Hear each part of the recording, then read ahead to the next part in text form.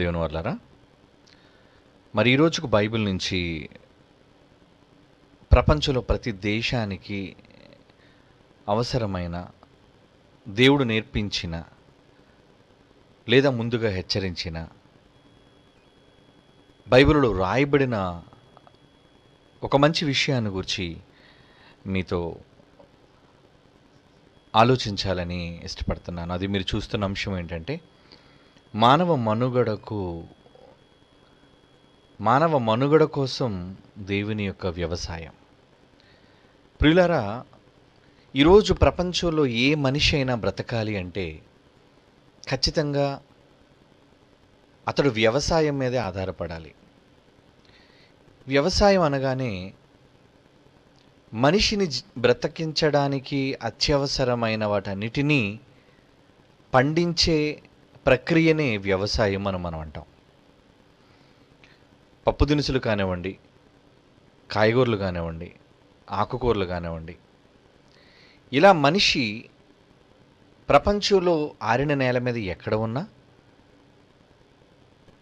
వారి అలవాట్లను బట్టి అది రొట్టెగా తీసుకుంటున్నాడు, లేదా ధాన్యంగా తీసుకుంటున్నాడు, లేదా మాంసంగా తీసుకుంటున్నాడు. రకరకాల ఆహారపు అలవాట్లు ప్రపంచంలో ఉన్న మనుషులకు ఉన్నాయి. కానీ మనిషి తన శరీరంలో ఆరోగ్యం రావాలి అంటే ఖచ్చితంగా శాకాహారం అన్నది మరి ఎంతో మేలును కలిగిస్తుందని ప్రతి వైద్యుడు చెబుతూ ఉంటాడు. ఎప్పుడు మాంసం తినుకుంటూ ఉంటే అది మంచిది కాదు. కనుక ఏదో అప్పుడప్పుడు మాంసాన్ని స్వీకరించినా ఎక్కువగా తన దినచర్యలో, తన ఆహారపు అలవాట్లలో మరి నేల నుంచి పండిన వాటిని మనిషి తినాలి. ఎందుకంటే మనిషి శరీరం నేల నుంచి వచ్చింది కనుక నేల నుంచి వచ్చిన ప్రతి దానిని ఆరోగ్యవంతంగా ఈ శరీరం తీసుకుంటుంది. కాబట్టి ఈరోజు ప్రపంచ దేశాలు ఆకలి లేకుండా బ్రతకాలి అంటే ఖచ్చితంగా వారు వ్యవసాయం లేదా నేల నుండి పండిన వాటిని వాళ్ళు స్వీకరించక తప్పదు. ఏ దేశమైనా కానివ్వండి. ఏమండి, ఈరోజు శాస్త్రీయంగా మనిషి జ్ఞానంలో అభివృద్ధి చెందుతున్నాడు, అంతరిక్షాన్ని శోధిస్తున్నాడు, గగనతలంలో ఎగురుతున్నాడు, రోబోల ద్వారా యంత్రాలను కనిపెట్టాడు. ఏమండి, ఇండస్ట్రియల్ రెవల్యూషన్ అన్నారు. అంటే ఎన్నో పారిశ్రామిక రంగంలో ఎన్నో మరి సరికొత్త వాటిని మనిషి కనిపెట్టి తన పనిని సులభతరం చేసుకున్నాడు. ఒకటి గమనించండి, మనిషి జ్ఞానంలో ఎంత ఎత్తుకు ఎదిగినా, పారిశ్రామిక రంగంలో లేదంటే మరి అత్యాధునిక ఈ టెక్నాలజీ రంగంలో ఎంతగా ఎదిగినా అతడు బ్రతకడానికి కావలసింది నేల నుంచి పండే పంటే. అవునంటారా కాదంటారా? అవును, ఖచ్చితంగా ప్రతి మనిషి ఏకీభవించాలి. ఈవెన్ ఒకళ్ళు మాంసం మీదే మీరు ఆధారపడాలి అంటే మీరు తినే కోళ్ళు కానివ్వండి, మీరు తినే మేకలు, జంతువులు కానివ్వండి, ఇవి కూడా దేని మీద ఆధారపడుతున్నాయి? అవి కూడా నేల నుంచి పండే వాటి మీదే ఆధారపడాలి. ఒక మేక మాంసం మీకు కావాలంటే మేక తినడానికి ఏం కావాలి? పచ్చటి మొక్కలు కావాలి. కోడి తినడానికి గింజలు కావాలి. మరి ఇవన్నీ మొలిపించేది ఎవరు? ఎలా వస్తాయి మనిషి కంటే? వ్యవసాయం. ఈరోజు మన దేశంలో కూడా మరి రైతు మన దేశానికి వెన్నుముక్క అంటారు. అవును, ఈరోజు దేశం నిలబడిందంటే రైతును బట్టే. రైతే ఒకవేళ పండించకపోతే, వ్యవసాయం చెయ్యకపోతే, నేలను దున్నకపోతే, విత్తనం చల్లకపోతే, పంటను పండించకపోతే అసలు ఈరోజు ఉన్న 130 కోట్ల మంది భారత జాతి దేని మీద బ్రతుకుతారు చెప్పండి? ఎందుకంటే 3 పూట్ల మనిషి ఆహారం తింటేనే కదా అతని బ్రతుకు. ముందు అతను బ్రతికుండాలి అంటే ఖచ్చితంగా వ్యవసాయం మీదే, భూమి మీదున్న ఎంతటి వాడైనా, ఏ నరుడైనా సరే ఆధారపడాలి. ఈరోజు అగ్రరాజ్యాలలో ఉన్న ఏలికలు వాళ్ళేం తింటున్నారు? టెక్నాలజీ పరంగా ఇప్పుడు అమెరికా అభివృద్ధి చెందింది, లేదా చైనా బాగా అభివృద్ధి చెందింది కాబట్టి వాళ్ళేం చిప్పులు, మెమరీ కార్డులు ఏం తింటున్నారో చెప్పండి? అంటే వాళ్ళు బ్రతకడానికి వాళ్ళు తయారు చేసుకున్న మెమరీస్, చిప్స్, సిలికాన్ అవన్నీ కూడా వాళ్ళ ఆకలి తీర్చవు, వాళ్ళ బ్రతికించవు. మర్చిపోకండి. నువ్వెన్ని ప్రయోగాలు చెయ్యి, మీరెన్నింటిని కనిపెట్టండి, మీరెన్నింటిలో మీరు అభ్యున్నతిని సాధించండి, కానీ చివరకు మీరు చేరవలసింది నేలకే. ఎందుకంటే మనిషి నేల నుంచి వచ్చాడు కనుక అతని బ్రతుకు నేల మీదే ఆధారపడి ఉంది. నేలే అతన్ని బ్రతికిస్తుంది. వ్యవసాయం, మరి నేల ఎలా వస్తుంది పంట? పంటని ఎలా ఇస్తుంది? దేవుడు ఈ ప్రకృతిని కలుగజేశాడు. ఏమండి, గ్రహాలు మనకు తెలుసు. ఈ సౌర కుటుంబంలో ఎన్నో గ్రహాలు ఉన్నాయి. అవన్నీ చౌడు నేల, పంటలు లేని నేల, మనిషి బ్రతకడానికి ప్రతికూలమైన భూభాగాలు అవన్నీ. కానీ యావత్తు విశ్వం అంతటిలో ఒకే ఒక పచ్చటి గ్రహం, గ్రీన్ ప్లానెట్ అన్నారు, అది ఈరోజు మనం నివసిస్తున్న ఈ చక్కటి భూగోళం ఎర్త్. మరి దీని మీద ఉన్న నేల, దేవుడు పదార్థం అంతా ఒకటే అయినా కానీ భూమిలో ఉన్న పదార్థం చాలా ప్రత్యేకమైనది. పండే గుణాన్ని పెట్టాడు దేవుడు దానిలో. అందులో ఒకటి కాదు కదా, ఎన్ని రకాలు నిజంగా అందులో దాచాడు అంటే, ఏమండి, మొట్టమొదటిసారిగా ఇన్ని రకాల పంటలను సృష్టించింది ఎవరో కాదండి, దేవుడు.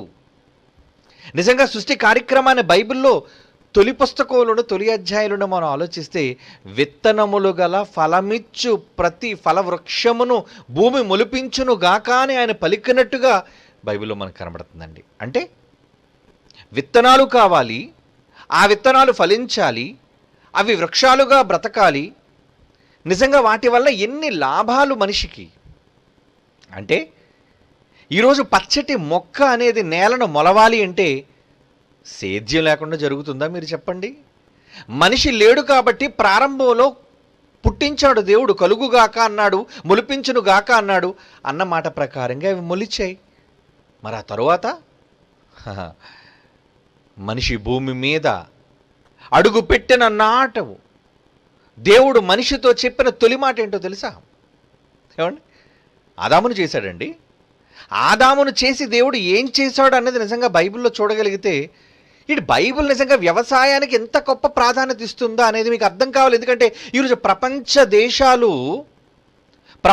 దేశాలు అత్యాధునిక యుగం పేరట పరిశోధనలు చేస్తున్నారు. వాళ్ళు ఎన్ని పరిశోధనలు చేసినా వాళ్ళు నేల దగ్గరకు తిరిగి రావాలి. నేలే వారిని బ్రతికిస్తుంది, నేలలోనే వారికి జీవాన్ని పెట్టాడు. మనిషి తయారు చేసుకున్న కృత్రిమమైనది ఏది మనిషిని బ్రతికించలేదండి. చెప్పండి, ఈరోజు మనం తినే ఆహారం, 760 కోట్ల మంది పక్షులు తినే ఆహారం ఎక్కడ మొలిచింది చెప్పండి? నేల నుండి మొలిచినదే. మరి నేల నుండి మొలవాలి అంటే అది మొలిపించుకునే బాధ్యత నీది అన్నాడు నరుడితో. చూడండి ఎంత మంచి మాట, మీరు ఆశ్చర్యపోయే మాట. ఆదికాండం 2వ అధ్యాయం 5వ వచనం చూద్దాం. ఏమండి, మొదట ఆదికాండం 2వ అధ్యాయం 5వ వచనంలో ఏమంటున్నాడు చూడండి దేవుడు. అది వరకు పొలమందలి ఏ పొదయు భూమి మీద ఉండలేదు, పొలమందలి ఏ చెట్టును మొలవలేదు. ఎలయనగా ఈ దేవుడైన యెహోవా భూమి మీద వాన కురిపించలేదు, నేలను సేద్యపరుచుటకు నరుడు లేడు. మనిషి లేడట. నేలకి ఏం కావాలి? సేద్యం, వ్యవసాయం. ఈరోజు నేను బ్రతికించే నేలకు వ్యవసాయం, సేద్యం చేయాలి దాన్ని.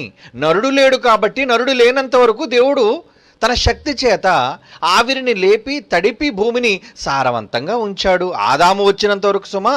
ఆదాము వచ్చిన తర్వాత ఏం జరిగింది? 15వ వచనం చూడండి. అదే ఆదికాండం 2వ అధ్యాయం 15వ వచనంలో ఏమంటున్నాడు చూడండి ప్రియులారా. దేవుడైన యెహోవా నరుని తీసుకొని ఏదెను తోటను సేద్యపరచుటకును దాని కాచుటకును దానిలో ఉంచెను. ఇంతకీ ఆదామును ఎందుకు పెట్టాడు అక్కడ? ఆదాము ఖాళీగా కనబడే పళ్ళని తిని ఊరుకో కాలం వెళ్ళబట్టడానికి కాదటండి. మనిషికి దేవుడు తప్పు చేయక ముందే పనిని పెట్టాడు. పని, ఒరే ఒళ్ళొంచి కష్టపడాలి నువ్వు. ఆదాముకి ఏ పని లేదండి. ఆదాము ఖాళీగా తిరిగేవాడండి మైదానాల్లో.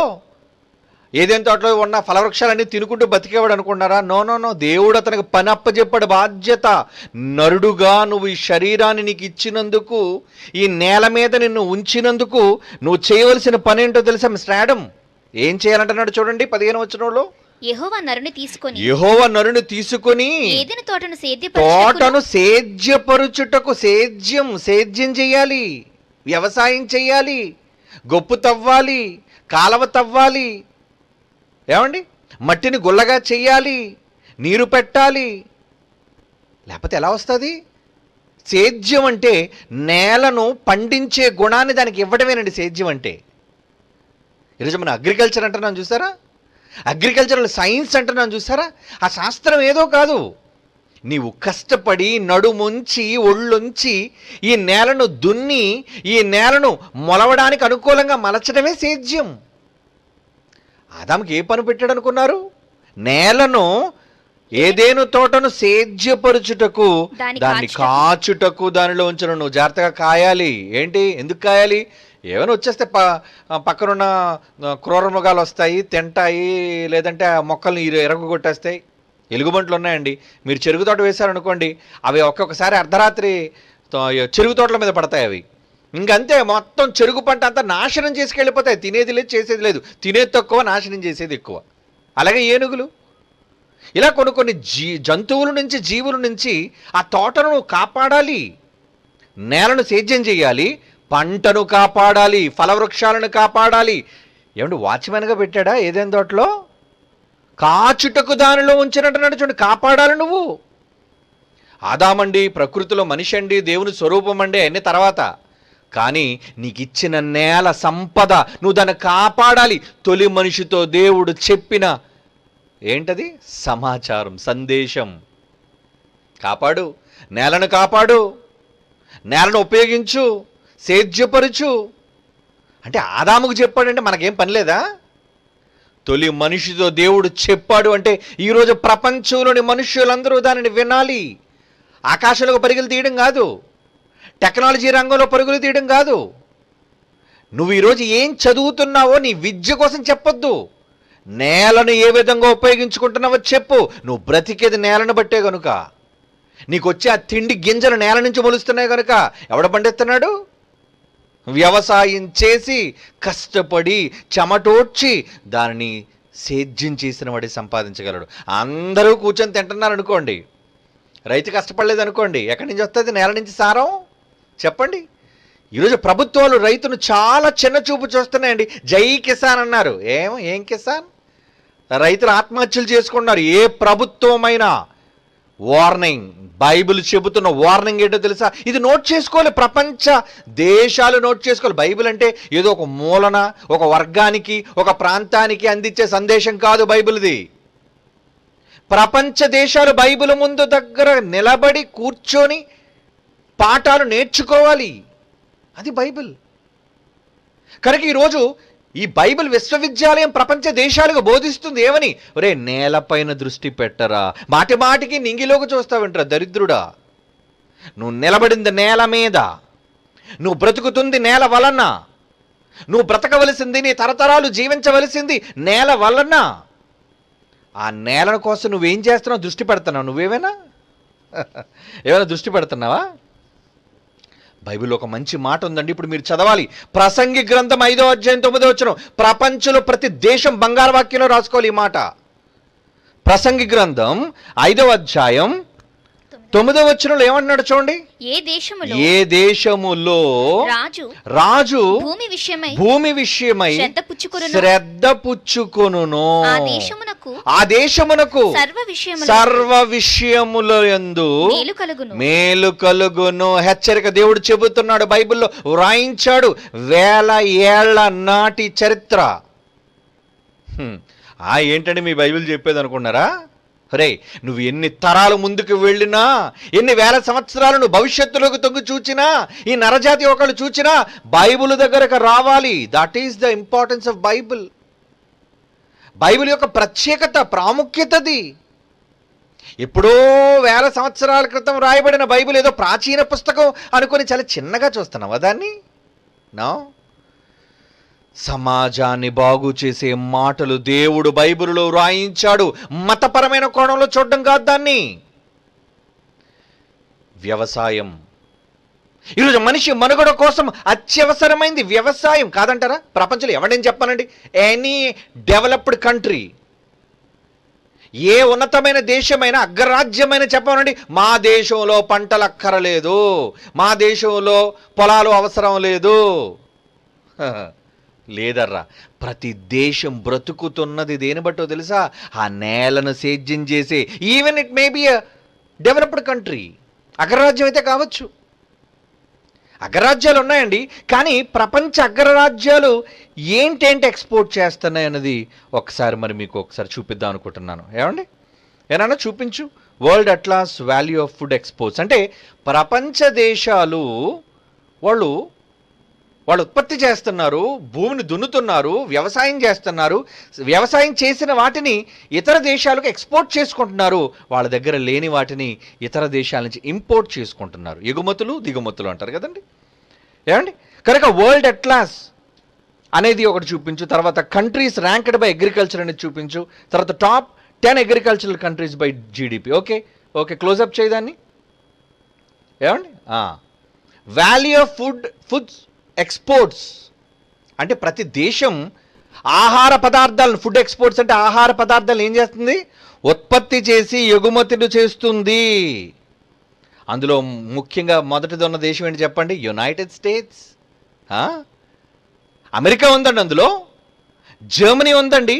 వాళ్ళు డాలర్స్ లోపల ఎన్ని కోట్ల డాలర్లను వాళ్ళు వెచ్చిస్తున్నారు చూడండి. జర్మనీ, తర్వాత యునైటెడ్ కింగ్డమ్, 4వది చైనా, 5వది ఫ్రాన్స్, 6వది Netherlands, Japan, Canada, Belgium, Italy. ఏమిటి ఇవన్నీ చేస్తున్నాయా? ఓకే, ఇప్పుడు టాప్ 10 అగ్రికల్చరల్ కంట్రీస్ చూపించినానా? లేదా కంట్రీస్ ర్యాంక్డ్ బై అగ్రికల్చర్ అది కూడా చూపించు. చూడండి, టాప్ 10 అగ్రికల్చరల్ కంట్రీస్ అంటే వ్యవసాయాన్ని వాళ్ళు నిజంగా ఆ దేశాలలో పంట ద్వారా తమ దేశాన్ని అభివృద్ధి పరుచుకుంటున్న దేశాలలో ఉన్నవాళ్ళు నెంబర్ 1 ప్లేస్లో ఉన్నది చైనా. అవునా? నిజమేనండి, అబద్ధం కాదండి. అది బ్రతకాలి అంటే చైనా బియ్యాన్ని తయారు చేసుకోను, లేదంటే చైనా ద్వారా ఏమంటారు డూప్లికేట్ వంకాయలు అవి తయారు చేయలేదు అమెరికా, చైనా. వాళ్ళు ఖచ్చితంగా ఆహార పదార్థాలు తయారు చేయాలంటే నేలనే సేద్యం చెయ్యాలి. వాళ్ళకు అందులో భూ విస్తీర్ణం ఎక్కువ, చైనా దేశానికి. ఏమండి, పెద్ద భూభాగం కదండి వాళ్ళది. టాప్ అగ్రికల్చరల్ కంట్రీస్లో మొదటి స్థానంలో ఏదో చూడండి ఇండియా, రెండో స్థానంలో మొదటి స్థానంలో చైనా ఉంది, రెండో స్థానంలో ఇండియా ఉంది, మూడో స్థానంలో యునైటెడ్ స్టేట్స్ ఉంది, ఇండోనేషియా, బ్రెజిల్, నైజీరియా, టర్కీ. ఏమండి, ఇవన్నీ కూడా మొత్తానికి అగ్రికల్చర్ వ్యవసాయం మీద ఆధారపడిన దేశాలు. వ్యవసాయం మీద ఆధారపడిన దేశాలు. ఇది చూడండి, అగ్రికల్చరల్ వాల్యూ యాడెడ్ కంట్రీ ర్యాంకింగ్లో మొట్టమొదట ఉన్నది 2018లో చైనా ఉంది, తర్వాత ఇండియా ఉంది, ఆ తర్వాత యునైటెడ్ స్టేట్స్ ఉంది, ఇండోనేషియా ఉంది, నైజీరియా. ఇలా మీరు చూసుకుంటూ వెళితే ఏమంటే ఇవన్నీ దేశాలు అంటే ఇవన్నీ వ్యవసాయం మీద ఆధారపడినవా కాదా? ఆ దేశంలో నేల ఉంది, ఆ నేలకు దేవుడు సారాన్ని పెట్టాడు, ఆ సారవంతమైన నేలలో ఆహార వస్తువులు పండించుకుని తినాలి. తినకపోతే చస్తావు. నువ్వెంత గొప్ప దేశమైనా కావచ్చు, నా దగ్గర పెద్ద మారణాయుధం ఉందంటే, అనుభవం ఉందంటే, అనుభవం తింటే బతుకుతావు నువ్వు. లేదంటే మా జపాన్ ఉండొచ్చు, మా దగ్గర టెక్నాలజీ ఉందండి అంటే, నీ టెక్నాలజీ ఎవరికి కావాలరా? నువ్వు తయారు చేసుకున్న కార్లు నువ్వు తిని బతుకుతావా? నువ్వు తయారు చేసుకున్న విమానాలు నువ్వు తిని బతుకుతావా? నువ్వు ఏది తయారు చేసుకుని టెక్నాలజీ పేరట నువ్వు తయారు చేసుకున్న వస్తువులను తిని బతకగలవు. చైనా వస్తువులు తయారు చేసి ఇతర దేశాలకు అమ్ముకుని డబ్బు చేసుకుంటుంది, కానీ మరి చైనా దేశంలో ప్రజలు బతకాలి అంటే నేలను సేద్యపరచాలి. ఏ దేశమైనా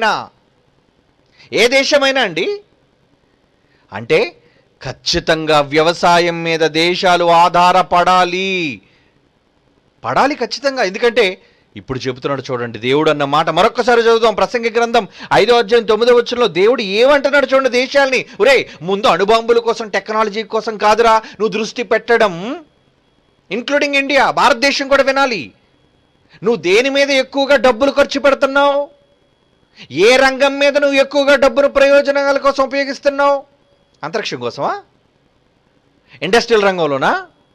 ఏ రంగంలో నువ్వు నీ యొక్క ధనాన్ని నువ్వు కేటాయిస్తున్నావు నీ బడ్జెట్లో? మొట్టమొదటి బైబిల్ ఏం చెప్తుందో తెలుసా? అగ్రికల్చర్, వ్యవసాయం. ఏ దేశములో రాజు భూమి విషయమై శ్రద్ధ పుచ్చుకొనను. భూమి విషయమై శ్రద్ధ పుచ్చుకోవడం ఏంటండి? అంటే ఈ నేలలో ఏం పండుతుంది, ఈ నేలలో ఏం మొలుస్తుంది, అది ఏ దేశమైతే, ఏ రాజు అయితే భూమి విషయమై శ్రద్ధ పుచ్చుకుంటాడో ఆ దేశమునకు సర్వ విషయములయందు మేలు కలుగుతుందట. మేలు ఇప్పుడు చెబుతున్నదండి బైబిల్. మీ దేశం నిజంగా బాగుపడాలి అంటే వ్యవసాయాన్ని అభివృద్ధి చెయ్యండి. వ్యవసాయ రంగాన్ని అభివృద్ధి చేస్తేనే ఏ దేశమైనా సంపన్న దేశంగా మారుతుంది. మన దేశం ఎక్కడుంది వ్యవసాయం మీద చూపు? వీళ్ళకి టెక్నాలజీ. వాళ్ళందరూ ఆకాశం వైపు చూస్తుంటే ఇలా ఆకాశం వైపు చూస్తున్నారు. మేము అంతరిక్షంకి వెళ్ళిపోతాం, మేము అంగారం మీదకి వెళ్ళిపోతాం, మేము చంద్రుడి మీదకి వెళ్ళిపోతాం. ఏముందనరా అక్కడికి పోతున్నారు? ఉన్న భూమిని కాపాడుకోండ్రా, ఉన్న పేదలకు అన్నం పెట్టండిరా. ఎంతోమంది ఆకలితో అలమటిస్తున్నారురా, వాళ్ళందరి మీద శ్రద్ధ తీసుకోండిరా. రాజు అయితే ఆ రోజు రాజు, ఈరోజు ప్రధాన మంత్రా, ఈరోజు ప్రెసిడెంట్ ఆఫ్ కంట్రీయా, లేదా సీఎం ఆఫ్ ద స్టేటా? ఎవరు నువ్వు? ముఖ్యమంత్రివా, ప్రధానమంత్రివా? ఏ దేశ రాజకీయ నాయకుడు అయినా, ఏ దేశ ప్రభుత్వమైనా ఏం ఆలోచించాలో తెలుసా? భూమి మీద శ్రద్ధ. వ్యవసాయం వదిలేసావురా, భూమిని వదిలేసావురా, ఎక్కడికి పోతున్నావు? అత్యాధునిక రంగం అంటున్నావు, టెక్నాలజీ రంగం అంటున్నావు. నీ టెక్నాలజీ నిన్ను బతికించదురా, నీ టెక్నాలజీ నీ ఆకలి తీర్చదురా, నీ టెక్నాలజీ నీ ఆయుష్ను పెంచదురా. ముందు తినాలి. ఎవడు బతకాలన్నా, ఎవడు జీవించాలి అన్నా ముందు ఈ 5,000 నోట్లోనికి వెళ్ళాలిరా బిడ్డ. అలా వెళ్ళాలి అంటే భూమి మీద శ్రద్ధ. ఏ ప్రభుత్వం తీసుకుంటుంది చెప్పండి? బైబిల్ చెప్పింది ఒక చక్కని మంత్రం. ఏంటది? నువ్వు నిజంగా భూమి మీద శ్రద్ధ తీసుకుంటే నీ దేశం అద్భుతంగా ఉంటుంది. నీ దేశం విలసిల్లుతుంది, నీ దేశం అభివృద్ధి కోవలోనికి వెళ్ళిపోతుంది. నీ దేశంలో ఆకలి చావులు ఉండవు, నీ దేశంలో పేదలు ఉండరు, నీ దేశం చాలా గొప్ప. సర్వ విషయములలో అంటున్నాడు చూడండి బైబిల్ అండి. సర్వ విషయముల యందు మేలు కలుగును. మేలు కలుగుతుంది. నమ్మవా బైబిల్ మాట? నువ్వు నమ్మవు. అడుక్కు తినే బుద్ధి వచ్చి ఉన్నంత వరకు బైబిల్ చెప్పిన మాటలు మత గ్రంథంగానే పక్కన పెడుతున్నావు. కానీ బైబిల్ ఇంత మంచి మాటలు చెప్పి ఈరోజు రైతును చూడమని, వ్యవసాయాన్ని రంగాన్ని అభివృద్ధి పరచమని, నేలను సేద్యపరచమని తొలి మానవుడు చెప్పిందే బైబిల్. అదే బైబిల్ ఈరోజు మానవ సమాజంతో చెబుతుంటే వింటున్నారా? వినరు. డబ్బు సంపాదనలో పడిపోయారు. పొలాలు కావాలి, భూములు కావాలి, రియల్ ఎస్టేట్ వ్యాపారాలు కావాలి, కోట్ల రూపాయలు ధనం ఆర్జించాలి. ఏం చేసుకుంటావురా? నువ్వు బ్రతకలేవు. నువ్వు తయారు చేసుకున్న పచ్చ కాగితాలు అవి తిని నువ్వు బతకలేవురా. నేల నుంచి పంట రావాలి, ఆ పంట నువ్వు తినాలి వండుకొని, అప్పుడే నువ్వు బ్రతకాలి. నువ్వు బ్రతుకుంటేనే కదా ఏదైనా చేయడానికి, అవునా? కనుక బ్రతికి ఎలా బ్రతికుండాలో అన్నది దేశాలు ఆలోచించాలి. అలా నువ్వు బ్రతికుండాలి అంటే భూమి మీద శ్రద్ధ తీసుకో అని బైబిల్ చెబుతుందండి. అందుకే తొలి నరుడితో దేవుడు ఏం చెప్తున్నాడు చూడండి, ఎంత మంచి మాట. వండర్ఫుల్ బైబిల్ కదండి. నేలను సేద్యపరచుటకు, తోటను సేద్యపరచుటకు, దాన్ని కాచుటకు దానిలో ఉంచెను. ఇక తప్పు చేశాడు, తగిలేశాడు ఆదామని ఏదైనా తోటలోంచి. తగిలిస్తూ ఏమన్నాడు చూడండి, ఆదికాండం 3:23. ఇవన్నీ తొలి నరుడికి సంభవించిన సందర్భాలు ఇవన్నీ. ఆదికాండం 3:23 అండి. ఏమంటున్నాడు అక్కడ? దేవుడైన యెహోవా అతడు ఏ నేల నుంచి అయితే నిన్ను తీసానో దాని సేద్యపరచుటకు ఏదేను తోటలో నుండి అతన్ని పంపివేసను. అవర్ చివరికి తగిలిస్తున్నప్పుడు కూడా ఏమన్నాడు తెలుసా? పోరా, పో, నువ్వు వెళ్ళి ఏ నేల నుంచి అయితే నేను తీసానో ఆ నేలను సేద్యం చేయి. ఊరకనే వెళ్ళిపోమని చెప్పలేదు. ఊరకనే వెళితే చస్తావు. ఆదాము ఎందుకు తలక పాగా కట్టాడు? ఆదాము ఎందుకు దుక్కి దున్నాడు చెప్పండి? ఆదాము ఎందుకు పొలానికి నీరు పెట్టాడు? బతకాలిగా. అవ్వ బతకాలి అన్నా, తనకు పుట్టిన బిడ్డలు బతకాలి అన్నా నేలను దున్నాలి, నీ చెమట కార్చాలి అన్నాడు. అందుకే చెమటను కార్చి ఏం చేయాలి? 19వ వచనంలో ఏమన్నాడు చూడండి, ఆదికాండం 3:19 నీవు నేలకు తిరిగి చేరు వరకు నీ ముఖపు చెమట కార్చి ఆహారము తినాలి. ఆహారం ఎలా వస్తుంది? ఏమంటున్నాడు? పంపిస్తూ దాన్ని సేద్యపరుచుటకు తోటల నుండి అతన్ని పంపివేసినంటే తొలి మనిషిని ప్రపంచంలోనికి పంపిస్తూ దేవుడు మానవాళికి అందించిన సమాచారం ఏంటో తెలుసా? సేద్యం, సేద్యం, సేద్యం, వ్యవసాయం. అంతే కదండి. నువ్వు ఎంత గొప్ప దేశంగా అభివృద్ధి పొందు, తినడానికి తిండి గింజలు లేకపోతే ఎవడికి కావాలి నీ డబ్బు? ఎవడికి కావాలి నీ అంతస్తు? ఎవడికి కావాలి నీ హోదా? కరువు రాలేదు కాబట్టి సరిపోయింది. కానీ నిజంగా ఒకవేళ ప్రపంచంలో ఈ తరంలో మనం ఉన్నప్పుడు కరువు కానీ సంభవిస్తే ఏం తిని బతుకుతావు? కరువు చూడలేదు ఇంకా ఈ ప్రపంచం. ఒకవేళ దేవుడు కోపం మితిమీరిపోతే కరువు వస్తుంది, తినడానికి తిండి ఉండదు. లాక్డౌన్ వచ్చింది, బయట కరోనా వైరస్ ఉంది కాబట్టి ఇంట్లో కూర్చొని ఎన్ని పూట్లైనా తింటావు, ఎంతైనా నువ్వు నిశ్శబ్దంగా మేస్తావు లోన. ఎందుకు? తిండి ఉంద గనుక, బజార్లో సరుకులు దొరుకుతున్నాయి గనుక, పండించిన వాళ్ళు ఉన్నారు గనుక.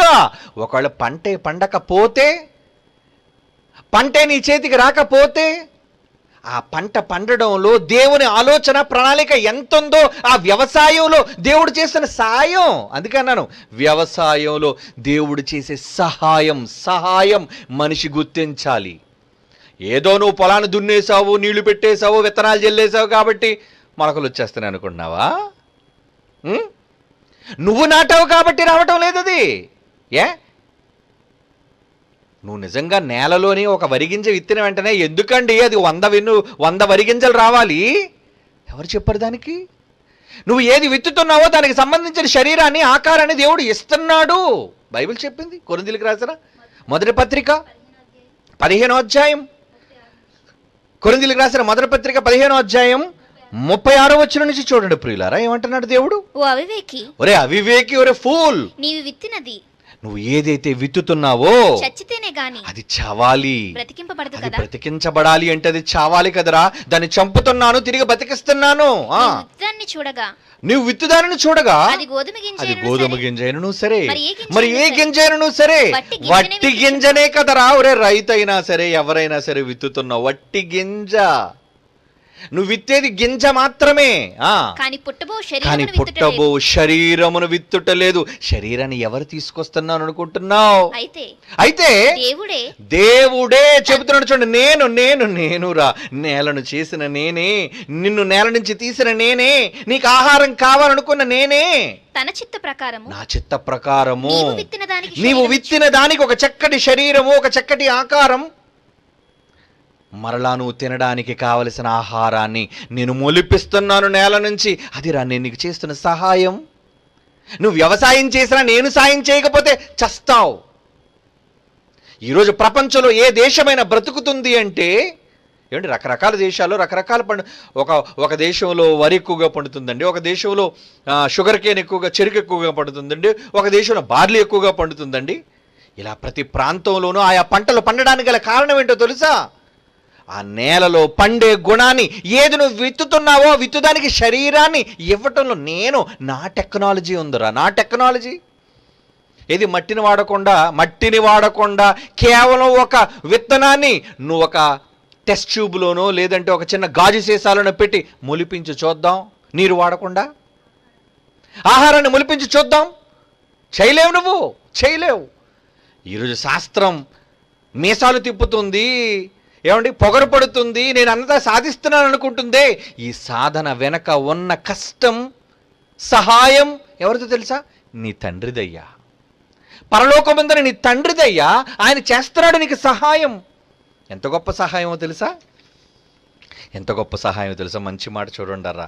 ద్వితీయోపదేశకాండం 28వ అధ్యాయం 12వ వచనం దేవుడు అంటున్న మాటలు. ఈరోజు వ్యవసాయం నీకు ఒకవేళ వెన్నైతే, నువ్వు బ్రతకడానికి, ప్రపంచ మానవాళి బ్రతకడానికి వ్యవసాయమే నీకు ఆహారం ఇచ్చేదైతే, ఆ వ్యవసాయంలో నేను చేస్తున్న సాయం ఏంటో తెలుసా? ద్వితీయోపదేశకాండం 28వ అధ్యాయం 12వ వచనం అండి. యెహోవా నీ దేశము మీద వర్షమును దాని కాలమందు కురిపించుటకు. ఈరోజు మనం అంతా చూస్తున్నాం, కేరళ వచ్చేసాయట ఋతుపవనాలు. మరికొద్ది రోజుల్లో మనకు వచ్చేస్తున్నాయి. ఎవరు రప్పిస్తున్నారు ఈ సమయానికి ఋతుపవనాలను? ప్రతి సంవత్సరము ఇదే నెలలలో ఎందుకండి వానలు రావాలి? ఏ ప్రభుత్వం రప్పిస్తుంది చెప్పండి? మన పరలోకపు తండ్రి కాదా? మనల్ని పుట్టించిన యెహోవా కాదా? ఈ నేలను సృజించిన కన్న తండ్రి అయిన మన దేవుడు కాడా? ఆయనేనండి. అందుకే అంటున్నాడు చూడండి, యెహోవా నీ దేశము మీద వర్షమును దాని కాలమందు కురిపించుటకు నీవు చేయు కార్యమంతటిని ఆశీర్వదించుటకు ఆకాశమును తన మంచి ధననిధిని తెరుస్తున్నాడు. ఆకాశాన్ని కురిపిస్తున్నాడు, వర్షాన్ని తడుపుతున్నాడు,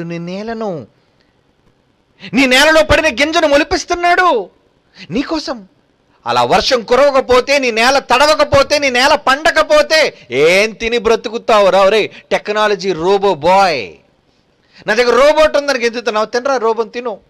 లేదు నేను కారులు తయారు చేసుకున్నాను, విమానాలు తయారు చేసుకున్నాను, ఇండస్ట్రీస్ తయారు చేసుకున్నాను, కొనుక్కొని తినరా. ఆ ఇనప మొక్కలన్నింటినీ కొనుక్కొని నువ్వు తిను, చస్తావు తిన్న మొదటి రోజే. నువ్వు బ్రతకడానికి నీకు తెలివి కావాలన్నా, నువ్వు బ్రతికుండాలన్నా నీకు కావాల్సింది వ్యవసాయంలో నేల నుంచి పండే ఆహారం. ఎవరు పండిస్తున్నారు దానిని? భూమి నుంచి మొలిపిస్తున్నది యెహోవా. ఆకాశమును తన మంచి ధననిధిని తెరుచును. నీవు అనేక జనములకు అప్పిచ్చెదవు, అప్పు చెయ్యవు. మన భారతదేశం అప్పు చేస్తుంది బాబో, భిక్షాందేహి. ఎందుకు అప్పు చేస్తున్నావు? టెక్నాలజీ రంగంలో ఖర్చు పెట్టే డబ్బు ఏదో ముందు వ్యవసాయం మీద ఖర్చు పెట్టాలి ఈ దేశం కాదా? విశ్వాంతరాళాల కోసం, అంగారకుడి యాత్ర కోసం, చంద్రయాన యాత్రల కోసం ఖర్చు పెట్టే కోట్ల రూపాయలు ముందు నేల మీద ఖర్చు పెట్టాలి ఈ దేశం. నిన్ను బ్రతికించేది, నీ దేశాన్ని అత్యున్నతమైన స్థితికి తీసుకెళ్లేది నేల అంటున్నాడు దేవుడు కాదా? నీవు అనేక జనములకు అప్పిచ్చెదవు. నిజంగా నేలపైన శ్రద్ధ తీసుకుంటే, నేల మీద నువ్వు వ్యవసాయం మీద దృష్టి పెడితే, సేద్యం చేయడానికి నువ్వు ఆలోచన చేయగలిగితే, అదే కదా తొలినరుడితో చెప్పాడు ఆదాంతో, రే నాన్న నువ్వు సేద్యం చెయ్యాలి. మంచిగా తనకు అనుకూలంగా ఉన్నప్పుడు సేద్యం చేయమని చెప్పాడు. తప్పు చేసి గింటి వేయబడినప్పుడు కూడా పోయినప్పుడు చెప్పాడు, రే నేలను సేద్యం చేసుకో పో అన్నాడు. అంటే నేల సేద్యం అంత అవసరమా? వ్యవసాయం అంత అవసరమా? అవును, మనిషి మనుగడ కోసం వ్యవసాయమే వెన్నుముక. రైతు అనేసరికి నిజంగా రైతును చూస్తుంటే అతని వెన్నుముక కనబడుతుంటుందండి బయటికి. మాంసం లేదు, తోలు చర్మానికి అంటుకుపోయింది, తినడానికి తిండి లేదు. రే ముందు డబ్బు అంతా కూడా రైతులకు ఖర్చు పెట్టరా. నీ ధనాన్ని అంతటినీ కూడా వ్యవసాయం చేసే వాళ్లకు నువ్వు ఖర్చు పెట్టు. దానికోసం నువ్వు ఎన్ని తీసుకొస్తావో తీసుకుని రా చట్టాలు.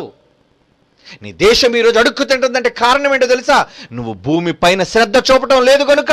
అందుకే నువ్వు జనాలకు అప్పిచ్చే స్థాయికి దిగజారిపోయి అప్పు అడుక్కునే స్థాయికి ఎదిగిపోయింది ఈరోజు ఈ దేశం.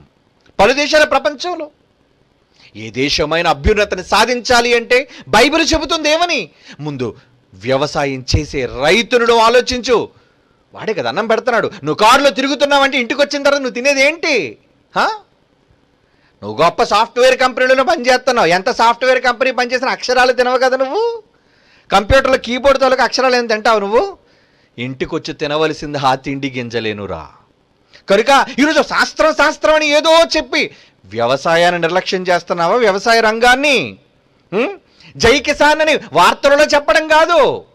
అతడు నిజంగా నువ్వు జై కొట్టాలి అంటే ఆ కిసాన్ కోసం, లేదా ఆ వ్యవసాయకుడు కోసం, లేదా ఆ రైతు కోసం నువ్వేం చేయాలి? ప్రణాళికలు సిద్ధం చేయి. ఆ రైతుకు లోటు లేకుండా చూడు. నువ్వు ఇంటి దగ్గర పడుకుంటున్నావు, కానీ అతడు పొలంలో ఆ మట్టిలోని ఏమండి ఆ వర్షంలో ఆ ఎండకు ఎండుతూ వానకు తడుస్తూ అతను చేస్తున్నాడే. ఈరోజు ఎందరు రైతులు మన దేశంలో లేరు చెప్పండి? వాళ్ళు బాగుండబట్టేనండి ఈరోజు ప్రతి దేశంలో ఉన్నాడు గట్టిగా తిని మాంసం బలుస్తుందే. ఎలా బలుస్తుందిరా నీకు? బలిసింది అంటారు కదా. బలవడం అంటే బాగా తొక్క బలిసింది, బాగా కండ బలిసింది, బాగా మాంసం బలిసింది. మాంసం బలిసింది అంటే నేనేమో ఆకుకూరలు తినండి, ఎప్పుడు మేకలు తింటాను, కోళ్ళు తింటానంటే మరి నువ్వు తింటున్న కోళ్ళు ఏం తింటాయిరా? నువ్వు తింటున్న మేకలు ఏం తినాలరా? మేకలు తినాలన్నా పచ్చ బీళ్లు కావాలి, మేకలు తినాలన్నా ఆ పచ్చటి కూర మొక్కలు కావాలి. అది ఎవరు ఒలిపిస్తున్నారు? చూద్దాం దేవుడు అంటున్న మంచి మాటలు చూద్దాం. రా కీర్తన గ్రంథం 111వ కీర్తన 5వ వచనం చూడండి. కీర్తన గ్రంథం 111వ కీర్తనలోని 5వ మాట, తన యందు భయభక్తులు గలవారికి ఆయన ఆహారం ఇచ్చుచున్నాడు. దేవుడు అంటే భయం ఉందా నీకు? ఈరోజు నేను అంత అన్నం తింటానంటే దానికి కారణం దేవుడు నువ్వు అనుకుంటున్నావా? అనుకోడు. నా డబ్బు అనుకుంటున్నాడు. చైనా వాడికి పొగరెక్కిందడికి. ఆడేమంటాడు తెలుసా? కష్టం శ్రమే ఫలి. నేను కష్టపడుతున్నాను, నేను పని చేస్తున్నాను, నేను దుక్కు దున్నుతున్నాను, కనుక దేవుడు ఎక్కడున్నాడు అంటున్నాడు. పిచ్చి వేధవలు. ఏమండి, నేలను వాడు దున్నినంత మాత్రాన వాడికి ఆహారం ఎవరు పెడుతున్నారండి? వాడు వర్షాలు ఎవరండి కురిపిస్తున్నారు? అది వాడికి అర్థం కావటం లేదు. దేవుడు చేస్తున్న మేలులు వాడికి అర్థం కావటం లేదు. ఒరే, దేవుడు నీకు అన్నం పెడుతున్నాడు. ఈరోజు నువ్వు నీ దేశంలో పండించుకునేవన్నీ కూడా, అవునా, ఓ సముద్రంలో దిక్కుమాలమని ఏది కనబడితే అది నోట్లో పెట్టుకుని సూపులో తాగేస్తావే, అవునా? పీత కనబడితే తినేస్తావు, రొయ్యి కనబడితే తినేస్తావు, పాము కనబడితే తినేస్తావు. మరి అవన్నీ ఎలా బతుకుతున్నాయిరా? నువ్వేం రోజు తిండి గంజలేసి పెంచుతున్నావు వాటిని? ఓ సముద్రంలో వలేసి పెట్టేస్తావే కావలసినవన్నిటిని. ఎవరు పెంచుతున్నారా? ఎవరు పెంచుతున్నారా వాటిని? జలచరాలను ఎవడరా పెంచుతున్నాడు? ఆలోచిస్తేనారా వీళ్ళంతా మూర్ఖులు అర్థమవుతుంది. దేవుని గురించిన జ్ఞానము లేదు వాళ్ళకి. దేవుడు చేస్తున్న సాయం, దేవుడు చేస్తున్న మనిషి మనుగడ కోసం దేవుడు పడుతున్న కష్టం, ఆయన ఎంత సహాయం చేస్తున్నాడో ఒక్కసారి ఆయన సహాయాన్ని నువ్వెందుకు గుర్తించటం లేదు? అందుకే అంటున్నాడు, తన యందు భయభక్తులు గలవారికి ఆయన ఆహారం ఇచ్చి ఉన్నాడు, ఆయన నిత్యము తన నిబంధన జ్ఞాపకము చేసుకొనును. యెషయా గ్రంథం 55వ అధ్యాయం 10వ వచనం చూడండిరా. మరొక మంచి మాట దేవుడు అంటుంది, వ్రాయించిన మాట. యెషయా గ్రంథం 55వ అధ్యాయం 10వ వచనం అండి. వర్షము హిమము ఆకాశము నుండి వచ్చి అక్కడి నుంచి అక్కడికి ఎలాగో మరలిపోక భూమిని తడుపుతుంది. విత్తువానికి ఎవడు? నీ రైతున్నాడే, నీ దేశంలో పేదవాడు రైతు. విత్తువానికి విత్తనమును, భుజించే నీలాంటి దున్నపోతులకి, అహంకారులకి ఆహారమును కలుగుటకై అది చిగుర్చి వర్ధిల్లునట్లు చేయును. నా నోట మాట అలా చేస్తుంది అంటున్నాడు. చూడండి, ఆకాశం నుంచి మంచు ఎవరండి కురిపిస్తున్నారు? మంచు రావాలి, అది మేఘాల నుంచి కురిచే వర్షం కాదది. కనిపించే శూన్యంలో నుంచి, ఆకాశము నుంచి పడే మంచు అది ఏం చేస్తుందండి? విత్తువానికి మరలా ఏమిస్తుంది? అది విత్తనం. మరలా పండించుకోనా? మరలా పండించు. విత్తనాలుగా నీకు కావేస్తుంది, ఆహారంగా నీకు ఇచ్చి బతికిస్తుంది. ఎంత మంచిది. భుజించుటకి ఏమిస్తున్నాడట ఆయన? ఆహారం, అన్నం పెడుతున్నాడండి మీకు. అన్నం పెడుతున్న దేవుడిని జ్ఞాపకం చేసుకుంటున్నావా? పోనీ అనీసం దేవుడు సహాయం మేరకు ఈ రైతు కష్టపడి వాడు పొలంలో కష్టపడుతుంటే వాడిని జ్ఞాపకం చేసుకుంటున్నావా నువ్వు? దేవుడు సేద్యం మీద దృష్టి పెట్టమన్నాడే, తొలి మనిషికి సేద్యాన్ని అప్పచెప్పాడే, పని చేయమన్నాడే, వ్యవసాయం చేయమన్నాడే, ఆదామును ఒళ్ళుంచి కష్టపడమన్నాడే. మరి దేశాలన్నీ ఏం చేస్తున్నాయి చెప్పండి?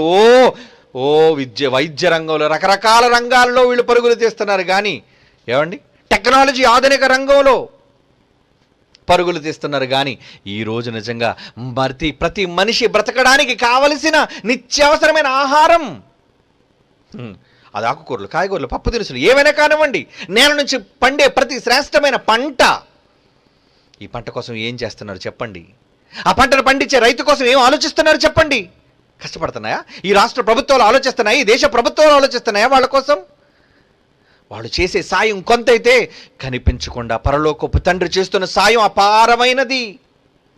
ఎంత అపారమైనది! అపోస్తుల కార్యాలు 14వ అధ్యాయం, అపోస్తుల కార్యాలు 14వ అధ్యాయం 17వ వచనం చూడండి ఏమంటున్నాడు. అపోస్తుల కార్యాలు 14వ అధ్యాయం 17వ వచనం. ఆయన ఆకాశం, దేవుడు ఆకాశము నుండి మీకు వర్షమును ఫలవంతములైన ఋతువులను దయచేయచ్చు, తిండి పెడతానండి మీకు. తిండి, అవునా? తిండి పెట్టట్లేదా? తిండి వలన ఈరోజు బ్రతుకుతున్నారు. బ్రతుకుతున్న మీకు జీవం వచ్చేసరికి కళ్ళు నెత్తుకొచ్చాయి. దేవుడు ఎక్కడ అంటున్నారు, దేవుడు లేడంటున్నారు, లేదా దేవుణ్ణే పట్టించుకోవటం లేదు. కనీసం ఆహారాన్ని మీకు సిద్ధం చేస్తున్న భూమి మీద ఉన్న రైతును పట్టించుకోవటం లేదు. ఆ నేలను సేద్యపరిచే వాళ్ళ కోసం మీరు పట్టించుకోవటం లేదు. అందుకేనారా దేశ పరిస్థితులు దిగజారిపోతున్నాయి, ప్రపంచ దేశాల పరిస్థితులు దిగజారిపోతున్నాయి. హోషేయ గ్రంథం 13వ అధ్యాయం 6వ వచనం. హోషేయ గ్రంథం 13వ అధ్యాయం 6వ వచనం చూడండి ఏమంటున్నాడు. వారికి మేత దొరకగా వారు తిని తృప్తి పొందిరి. వారు తిన్నారు, తృప్తి పొందారు, బేవమన్నారు. ఆ తృప్తి పొందిన తరువాత గర్వం, నన్ను మరిచిపోయారు.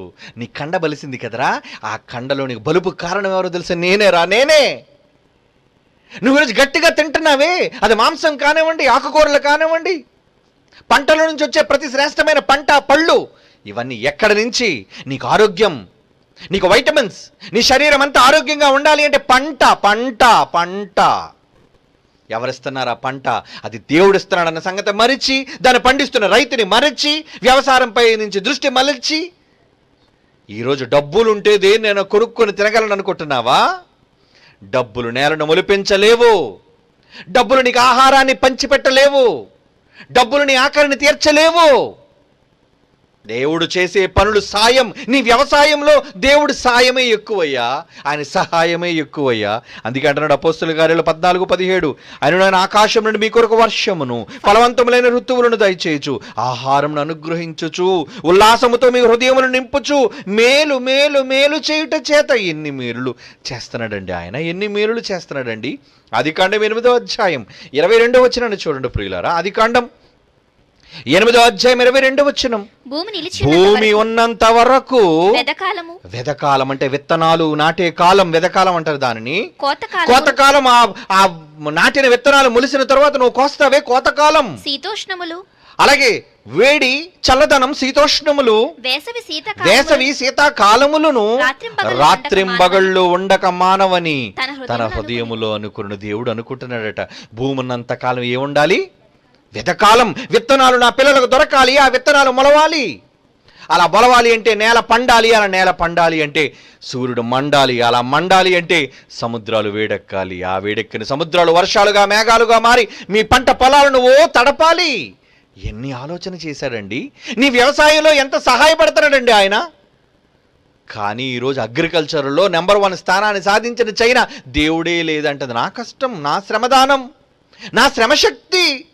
అంటే కత్తి కొడవలు ఉన్నంత మాత్రాన ఎరా వాళ్ళు గుర్తుంది అండి. చూడండి, ఎర్రజెండా మీద ఎర్రజెండా ఎన్ని ఏళ్ళని వాడుతుంటారే ఈ కమ్యూనిస్ట్ సిద్ధాంతాలు అవలంబించేవాళ్ళు. వినాలి, నీ కత్తి, నీ కొడవలి, నీ కొడవలు పట్టుకుని వెళ్ళిపో, పొలానికి వెళ్ళిపో. వర్షం లేదనుకో, నీ కొడవలతో కోసుకోవాలి నువ్వు కదా. నీకు నీరు లేకపోతే ఎక్కడరా నాటుతావు నీ గింజ? తరువాత ఈ ప్రపంచానికి దేవుడు ఇవ్వబోయే విపత్తు కరువు కాలం. నిజంగా మార్చేస్తేనే కానీ బుద్ధి రాదండి వీళ్ళకి. తిండి గింజలు దొరక్క మాడితేనే కానీ వీళ్ళకి దేవుడు అంటే భయం రాదండి, భక్తి రాదండి వీళ్ళకి. దేవుడు జ్ఞాపకం రావాలి అంటే వాడు మండాలి, కడుపు మండాలి, ఆకలితో మండిపోవాలి. ఎక్కడ దొరుకుతుంది నాకు ఆహారం? కంటికి కనిపించిన కరోనా వచ్చింది, బాగా ఇంట్లో పప్పు దినుసులు సామాన్లు ఉన్నాయి, గట్టిగా కూర్చొని తిన్నావు 3 నెలలు. తింటావు ఎంతకాలం అయినా, ఉన్నాయి కనుక. ఒకళ్ళు నిజంగా కొరత ఏర్పడితే కరువు, ఒకనాడు 7 సంవత్సరాల కరువు వచ్చినందుకు యోసేపు తన మేధాశక్తితో దేవుడు అనుగ్రహంతో చెప్పాడు కనుక ఈరోజు ఐగుప్తు నైలు నది నాగరికతలో ఇశ్రాయేలీలతో పాటు ఐగుప్తీయులు అందరూ బాగుపడ్డారండి. అలా నిజంగా ఈ ప్రపంచానికి కరువు అన్నది తాండవిస్తే మిడతలు వచ్చినందుకు గజగజలాడిపోతుంది. ఎందుకంటే పంటను తినేస్తున్నాయి అవి. నువ్వు కష్టపడి పండించావు, మిడతలు తినేస్తున్నాయి పంట అంతా. భయం ఎందుకు? తర్వాత నీకు తిండి ఉండదు. అసలు నేలే పండకుండా చేస్తే చెయ్యరండి దేవుడు. ఈ దేవుడిని అంగీకరించిన ఈ దౌర్భాగ్యులందరికీ ఒక్కసారి కడుపు మార్చాలి. వీళ్ళందరికీ డొక్కమాడిపోవాలి. వీళ్ళు రోగానికి భయపడరు, చావుకు వీళ్ళు భయపడరు. వీడు భయపడేది ఒకే ఒక్కటి, అదేంటో తెలుసా? ఆకలి మంటలు వాడు కడుపులో పుట్టాలి అంటే దేవుడు ఒక్కసారి వర్షాన్ని ఆపాలి. ఆగిపో, నేలతో చెప్పాలి నువ్వు పండకు. అంటే వర్షం రానంత మాత్రాన్ని మేము పండించలేమో అనుకుంటున్నావా? నీ టెక్నాలజీతో పండించేస్తాను అనుకున్నావా? భూమి కింద నీరు ఉంది కదా, భూగర్భ జలాలు లోనకు బోరు కొట్టేస్తాను, నీరు వచ్చేస్తాయి. ఎలా వస్తుంది నీరు? భూగర్భ జలాలు పైకి రావాలి అంటే భూమిలోని జలాలు ఉండాలంటే పైనుంచే రావాలిరా చిట్టి కన్నా. నీకు ఆ మాత్రం జ్ఞానం లేదా? వర్షం కురిస్తేనే ఆ వర్షం భూమిలోకి ఇంకిపోయి భూగర్భ జలాలు పైకి వస్తాయి. తెలుసు కదా నీకు? లేదు మా నదుల్లో నీరు ఉందంటావు, నదుల్లోకి నీరు రావాలన్నా వర్షం కురవాలరా. దీని అంతటికీ కారణం వర్షం రా. వర్షం ఎవరు చేస్తున్నారు? నీ బాబు, నీ తండ్రి. ఆయన చేస్తున్న సాయం. మేఘాన్ని చూస్తావా? పద కత్తి కొడలు పట్టుకొని వెళ్ళిపో. దేనికి? కోసేయడానికా? అది పండింది ఆయన దయ వలన. వేదవ దిక్కుమాలని సిద్ధాంతాలు చెప్పి దేవుడు లేడని చెప్పి ప్రపంచాన్ని భ్రమపరుస్తున్నారు చాలామంది. దేవుడు ఇచ్చిన ప్రకృతిని వాడుకుంటూ దేవుడు లేడని చెప్పుకుంటున్నారు. ఆయన చేసే సాయం ఎంత గొప్పది నీకు తెలుసా? నువ్వు బ్రతకడానికి కారణం ఆయన. ఈరోజు బ్రతుకుతుండడానికి కారణం ఆయన కాదా? అవునండి, ఆయనే. జకర్యా గ్రంథం 10వ అధ్యాయం 1వ వచనం చూడండి. జకర్యా గ్రంథం 10వ అధ్యాయం 1వ వచనం, కడవరి వానకాలము వర్షమును దయచేయమని యెహోవాను వేడుకొనుడి చెప్తున్నాడు. కడవరి వానకాలమున వర్షము దయచేయమని యెహోవాను వేడుకొనుడి. చేనిలోను అంటే పొలంలోను పైరు మొలుచున్నట్లు యెహోవా మెరుపులను పుట్టించును. చెప్పాను కదా, గతంలో ఒక సైంటిఫిక్ టాపిక్ చెప్పాను మీకు. అందులో ఏంటో తెలుసా? ఈ నేలను రీఛార్జ్ చేస్తుంది ఏంటో తెలుసా? అప్పుడప్పుడు నువ్వు చెవులు మూసుకుంటావే, పెద్ద మెరుపు అది ఆకాశంలో మేఘాలలో ప్రారంభమై భూమిని వచ్చి ఢీ కొడుతుంది పెద్ద శబ్దముతో, హై వోల్టేజ్. ఆ వోల్టేజ్ ఎంతో తెలుసా? సూర్యుని మీద ఉన్న ఉపరితలం కన్నా 10 రెట్లు ఎక్కువ. అంత వోల్టేజ్ ఎందుకు వస్తుంది అనుకున్నావు? ఏమండి, పైన ఆకాశంలో మెరుపులు వస్తే నేలని ఎందుకండి గుద్దాలి, నేలని ఎందుకండి తాకాలి అనుకుంటున్నావు కదా? బైబిల్ చెప్పింది 2000 సంవత్సరాల క్రితం చరిత్ర. సైన్స్ చెప్తుంది బైబిల్ ఏమని? ప్రతి వాని చేనులో నీ పంట మొలవాలి అంటే భూమిలో సారం రావాలి అంటే యెహోవా మెరుపులను పుట్టించును. పైన మెరుపులు మెరిస్తే కిందన చేను ఎలా పండుతుందండి? సారం సారం. ఇష్టానుసారంగా పొటాషియం జల్లేస్తున్నావు, ఇష్టానుసారంగా ఏది పడితే రసాయనాలు జల్లేస్తున్నావు, నేలను బీడు భూమిగా తయారు చేస్తున్నావు. ఎవడి బాబురా దానిని సారవంతంగా చేస్తున్నాడు? ఎక్కడ చూడు పొలాలు తీసేస్తాడు. చేపల చెరువులు. ఒరే, ఉన్న సముద్రాలు చాలవరా, ఉన్న నదులు చాలవరా? డబ్బు కావాలి. ఆ పొండ అటుపక్క ఆ తూర్పు పశ్చిమ గోదావరిలో వెళ్ళిపోతా, కృష్ణా జిల్లాకపోతే అందరూ ఏమండి చక్కగా పచ్చటి పైరు మొక్కలని తీసేసి పొలాలన్నీ తీసే ప్రతి దౌర్భాగ్యుడు చేపల చెరువు. ఎందుకురా చేపల చెరువు నీకు? డబ్బు కావాలి కనుక నేలలో పంట పండకపోయినా పర్వాలేదు, ఈ సముద్రం ఈ నీరంతా తీసుకొచ్చి నా చేనన్నిటి కూడా చెరువులుగా చేసేసి అందులో కృత్రిమంగా రకరకాల చెత్త చెదారం చేపలకు వేసేసి కొద్ది రోజులు బాగా లావైపోతే నేను అమ్మేసుకోవాలి, డబ్బులు వచ్చేయాలి. అవునా? వ్యాపారస్తులు చేసే దొంగ పనులవన్నీని. అందుకే చూడండి, సముద్రంలో దేవుడు చేసే న్యాచురల్ ఫిష్కిని ఈ దౌర్భాగ్యుల చెరువులో పండించే ఈ కృత్రిమైన ఫిష్కి అస్సలు బాగోదండి. చాలా చప్పగా ఉంటాయి, రుచిగా ఉండవు, మందులేసి పెంచినవి అవన్నీని. అలా సారాన్ని పోగొట్టి నేలను నాశనం చేస్తున్న వీళ్ళకి ఏం చేయాలి? ఇష్టానుసారంగా ఈ నేలను నాశనం చేస్తున్నారే. ఈ నేలను నాశనం చేస్తున్నందుకు ఈ నేలకు పండే కూడా రావాలి. ఎలా నాయనా? మరి నా పిల్లలు ఇన్ని కోట్ల మంది ఉన్నారు ప్రపంచంలో, వాళ్ళ ఆకలితో చచ్చిపోతారయ్యా. ఎంత ఆలోచిస్తున్నాడు తెలుసా నీ తండ్రి నీకోసం? తెల్లవారే పిల్లలు లేవగానే అమ్మా నాకు ఆకలి అంటాడే, కానీ వాడు ఆకలి అడగక ముందే నాన్న వాడికి కావాల్సింది తెస్తే అమ్మ దాన్ని వండి సమకూర్చి నువ్వు నిద్రలోంచి లేవగానే వండి పెడుతుంది. నీకు ఇష్టమైనది, నీకు నచ్చినది. ఎలా వచ్చింది? కష్టం వెనక తండ్రి కష్టం, దాని వెనక తల్లి కష్టం, ఎందరో కష్టం వెనక ఉంటేనే నువ్వు నచ్చినది తింటున్నావు కాదా? మరి ఈరోజు ప్రపంచంలో ఉన్న ఈ 750 కోట్ల మందికి పైగా ఉన్న ప్రజలు ఎవరి దయ వలన బ్రతుకుతున్నారు చెప్పండి? నేలను దుక్కేస్తున్నావు, దున్నేస్తున్నావు, కోసేస్తున్నావు, కూర్చేసుకుంటున్నావు, ఎన్ని పంటలు వేస్తున్నావు ఈరోజు. మరి ఇన్ని పంటలు వేస్తున్న నేల సారం పోవటం లేదే. నువ్వు ఇలా పోగొడుతున్నావు అని తెలిసే ఆకాశంలో మెరుపులు రప్పించాడు, హై వోల్టేజ్ తీసుకొస్తున్నాడు, గుద్దు నేలని. సైంటిఫిక్గా ఎప్పుడైతే ఆ మెరుపు నేలను తాకుతుందో అప్పుడు భూమి రీఛార్జ్, మరలా ఏమొస్తుంది? సారం, నేలకు సారం వస్తుంది. ఎంత దయగలిగిన వాడండి మన తండ్రి. చెబుతున్నాడు చూడండి, యెహోవా చేనిలో పైరు మొలుచున్నట్లు యెహోవా మెరుపులను పుట్టించును, ఆయన వానలను మెండుగా కురిపించును. ఈరోజు విస్తారంగా వానలు కురుస్తున్నాయంటే ఆ వాన కోసం ఎదురు చూసే రైతును అడుగయ్యా, తెలుస్తుంది దాని విలువ. నీకేం తెలుసు? పట్టణాలు కట్టుకున్నావు, ఎత్తైన భవనాలు కట్టుకున్నావు. అక్కడికి వెళ్ళండి, ఆ గల్ఫ్ దగ్గరికి వెళ్ళండి, వేధవులంతా ఇసుకలో కట్టారు అన్నీని, దౌర్భాగ్యులు. టెక్నాలజీ. ఏం తినాలి వాళ్ళైనా మాత్రం ఏం తినాలి? తెప్పించుకుంటాడు. Export, import. ప్రపంచ దేశాల్లో నెంబర్ 1 క్వాలిటీతో పండేవన్నీ గల్ఫ్ దేశాల్లో ఉంటాయండి. కిందన ఆయిల్ పెట్టాడు కదా. ఆ దేశంలో తిండి గతి లేకపోయినా ఆయిల్ని అమ్ముకొని విదేశాలలో నుంచి ఉన్న శ్రేష్టమైన వాటన్నిటిని తెప్పించుకొని తింటున్నారు వాళ్ళు. అన్ని కాయగూరలు దొరుకుతాయి అక్కడ, అన్ని పళ్ళు దొరుకుతాయి అక్కడ, అన్ని ఆహార పదార్థాలు దొరుకుతాయి అక్కడ. మరి తిను, తప్పులేదు, కానీ తిని ఒళ్ళు కొవ్వెక్కుతుందా?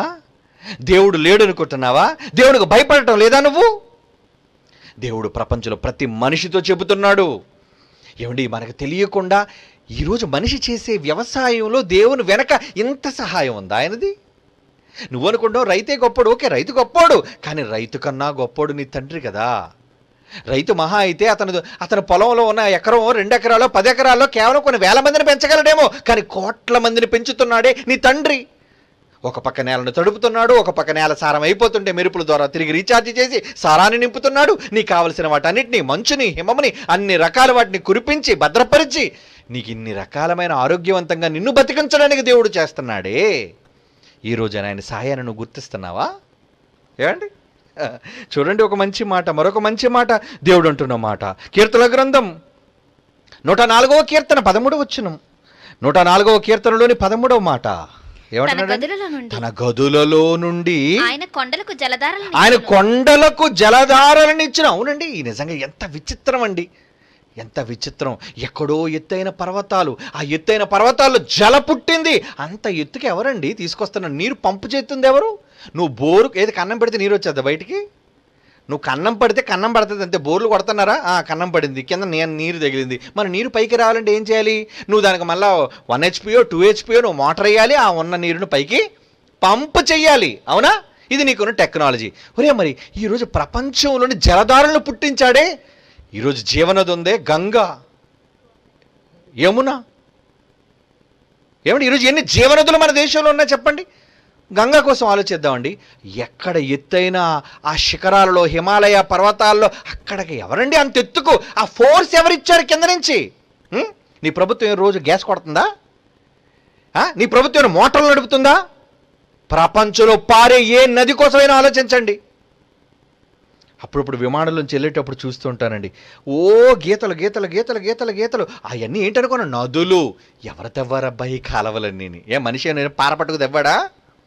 ఈ నదంతా రావాలి అని ఎవడండి తవ్వాడు? దేశంలో, ప్రపంచంలోన ఈరోజు పారుతున్న సహజమైన నదులన్నిటికీ ఎవడండి తవ్వాడు? దేవుడు తవ్వాడురా.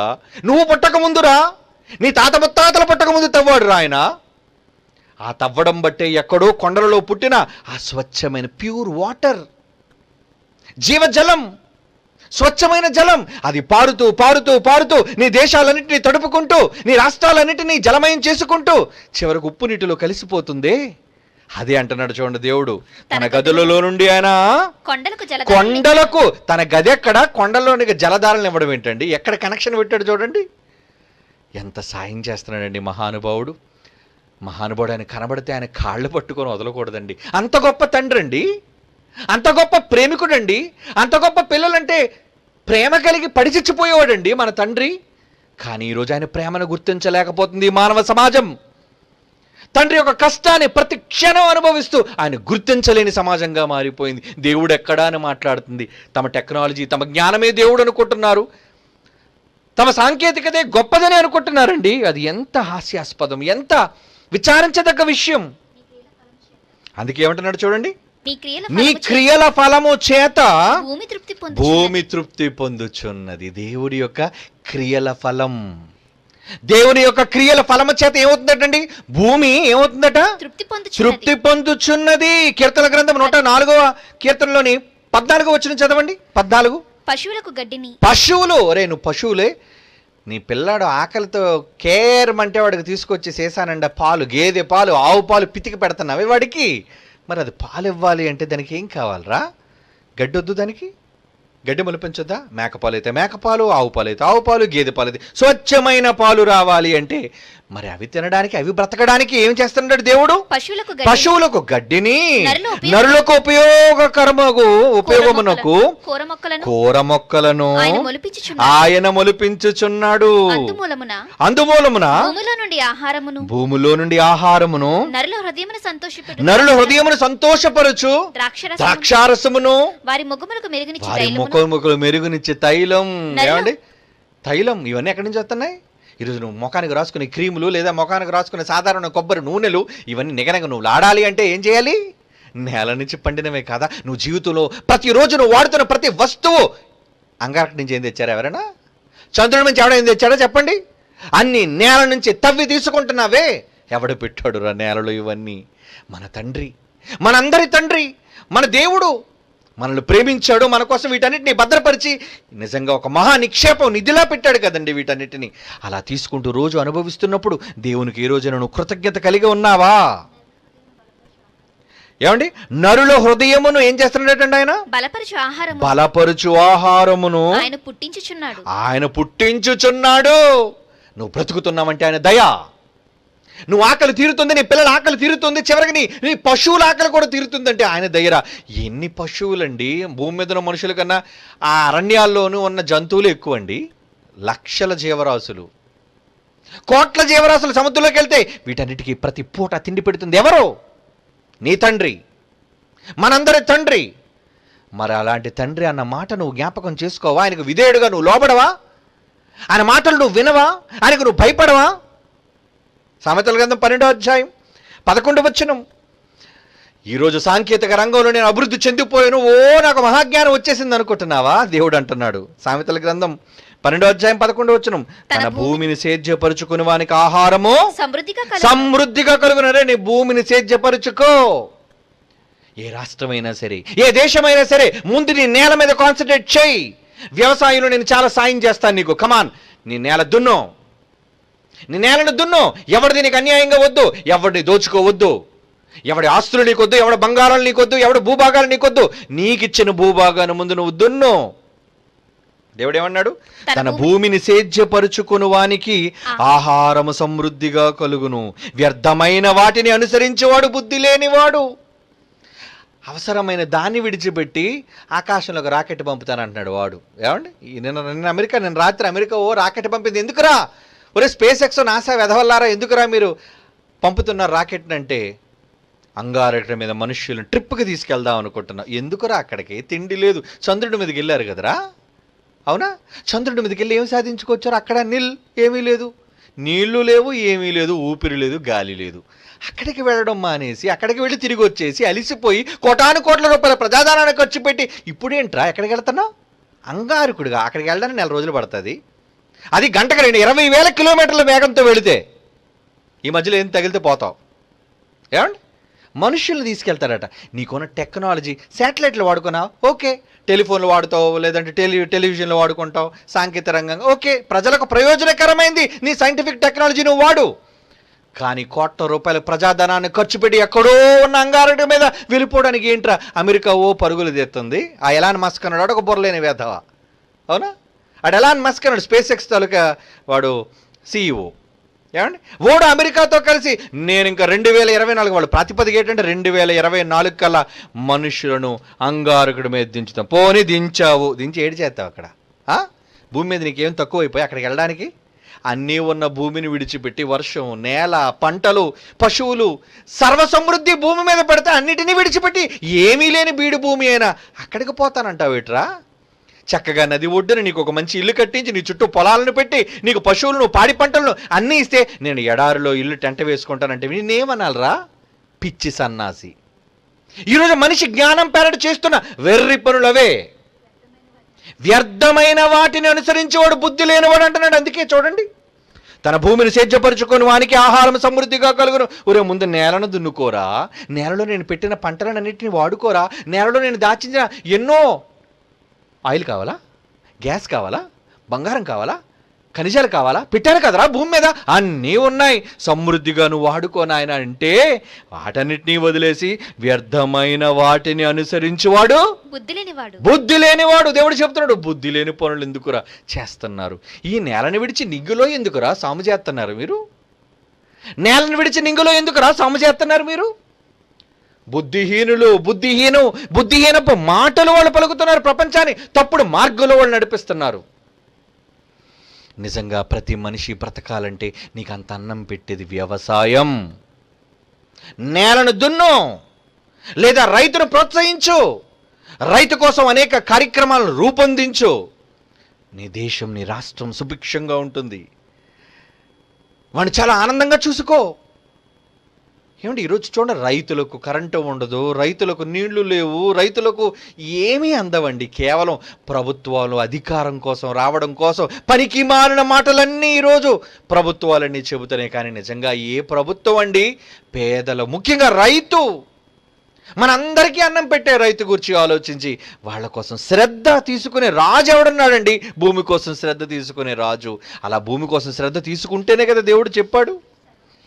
సర్వ విషయంలో ఎవరైతే భూమి మీద శ్రద్ధ తీసుకుంటారో వాళ్ళు సర్వ విషయంలో అభివృద్ధి పొందుతారు. ఇందాక చదువుకున్నారా మాట? దేవుని పిల్లలారా, వ్యవసాయం అనేది అంత ముఖ్యమైనది. ఈరోజు మనకి దేవుడు ఇచ్చిన నేలలోని మనకు ఆహారం, మనకి జీవాన్ని దేవుడు పెట్టాడు. పరలోకానికి వెళ్ళే లోపు ఈ భూమి మీద నువ్వు బ్రతకొండాలి అంటే నేల మీద ఆధారపడు. నేలకు నేను సాయం చేస్తాను, నువ్వు వ్యవసాయం చేయి, నేను సాయం చేస్తాను, నీకు కావాల్సిన నేను ఇస్తాను. ఎన్నిటిని సమకూరుస్తున్నాడండి దేవుడు. కనుక ఈరోజు భూమి మీద ఉన్న ప్రతి మనిషి దేనికోసం ఆలోచించాలో తెలుసా? ఒక మంచి మాట చదువుతాం ప్రియులారా, ఒక మంచి మాట. విలాపవాక్యములు 1వ అధ్యాయం 11వ వచనం. విలాపవాక్యములు 1వ అధ్యాయం 11వ వచనం. దాని కాపురస్తులందరూ నిట్టూర్పు విడుచుచు ఆహారము వెతుకుదురు. తమ ప్రాణ సంరక్షణ కొరకు తమ మనోహరమైన వస్తువులనిచ్చి ఆహారము కొందురు. దేవుణ్ణి నమ్ముకోకపోతే ఈ ప్రపంచానికి సంభవించే భయంకరమైన దుస్థితి ఇదే, విలాపం. ఏడుస్తారా మీరు? ఏడుస్తారు. దేవుడు ఏమంటున్నాడండి? దాని కాపురస్తులందరూ నిట్టూర్పు విడుచుచు ఆహారము వెతుకుదురు. తిండి లేదు. నీ బ్రతకడానికి, నీ పిల్లలు బ్రతకడానికి, నీ కుటుంబం బ్రతకడానికి గింజలు లేవు. మార్కెట్లో దొరుకుతున్నాయి కాబట్టి ఈరోజు మా దగ్గర డబ్బు ఉంది కదా, కట్టలు అనుకుంటున్నావా? మార్కెట్లో ఆ సరుకులు లేకపోతే ఏం చేస్తుంది చెప్పండి? ఈ ప్రభుత్వం కానీ, ఈ కోటీశ్వర వర్గం కానీ, ఈ సంపన్న ధనికుల కుటుంబాలు కానీ ఏం చేస్తాయి చెప్పండి? నిట్టూర్పులు విడుచుచు ఆహారమును వెతుకుదురు. తమ ప్రాణ రక్షణ కొరకు తమ మనోహరమైన వస్తువులనిచ్చి ఆహారము కొందురు. ఏదైనా ఆ తిండి కోసం ఇవ్వాలి. ఏ వస్తువులు ఇచ్చేసుకుంటారట?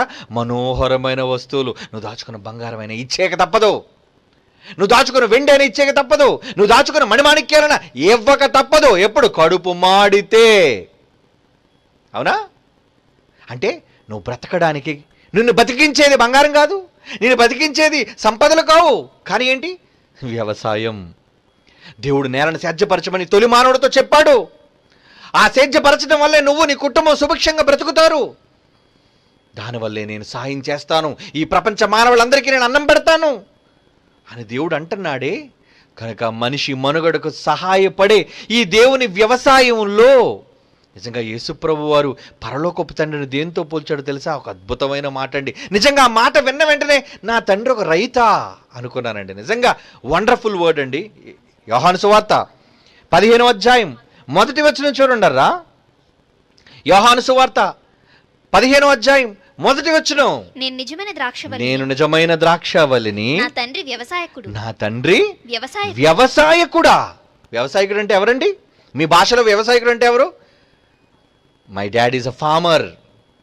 నా తండ్రి ఒక రైతు అని. రైతు అని చెప్పుకోవాలంటే ఎందుకు రైతుతో పోల్చాడు? పరలోకపు తండ్రిని ఎందుకంటే రైతుతో పోల్చుతున్నాడు యేసుక్రీస్తు వారు. రైతేరా నీకు అన్నం పెట్టేది? ఆ రైతు నీకు అన్నం పెడుతున్నాడు. ఈ రైతు పొలం దున్నుతున్నాడు, ఆ రైతు నీకు వర్షం కురిపిస్తున్నాడు. ఈ రైతు 1% చేస్తుంటే ఆ రైతు 99% యావత్తు మానవాళి, ప్రపంచ మానవాళి బ్రతకడానికి బ్రతుకు మార్గాన్ని చూపిస్తున్నాడే. రైతు కాదా ఆయన? వ్యవసాయకుడు కాడా ఆయన? ఎంత గొప్ప వ్యవసాయకుడు అండి మన తండ్రి. కనుక ఈరోజు ప్రపంచ యావత్తు బ్రతుకుతుందంటే అది దేవుని వ్యవసాయం వలన, అందులో ఆ మహానుభావుడి సహాయం ఉండడం వలన. ఎన్ని రకాల సాయాలు చేసి ఈరోజు నిన్ను, నీ కుటుంబాన్ని, నీ పిల్లల్ని పెంచుతున్నాడే, పోషిస్తున్నాడే.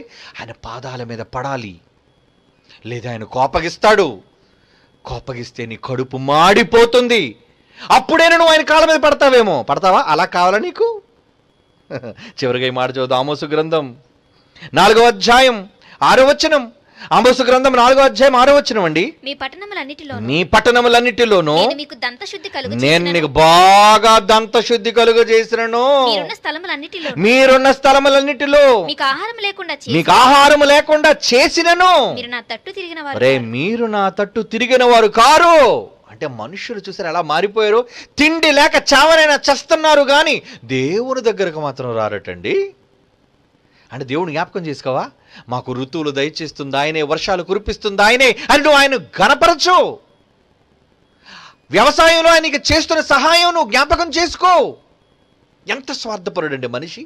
అంటే కొన్ని సందర్భాల్లో నీ కడుపు మార్చింది ఎందుకో తెలుసా? కడుపు మాడిన తప్పిపోయిన కుమారుడు తిరిగి తండ్రి దగ్గరకు వస్తాడని నీ కడుపు మాడుస్తున్నాడు. దేవుడు కూడా అదేనండి. చదవండి ఆ మాట, ఆమోసు 4:6. మీ పట్టణములన్నిటిలో నేను మీకు దంతశుద్ధి కలుగజేసినను. మీరున్న స్థలములన్నిటిలోనూ మీకు ఆహారము లేకుండా చేసినను. మీరు నా తట్టు తిరిగిన వారు కారు.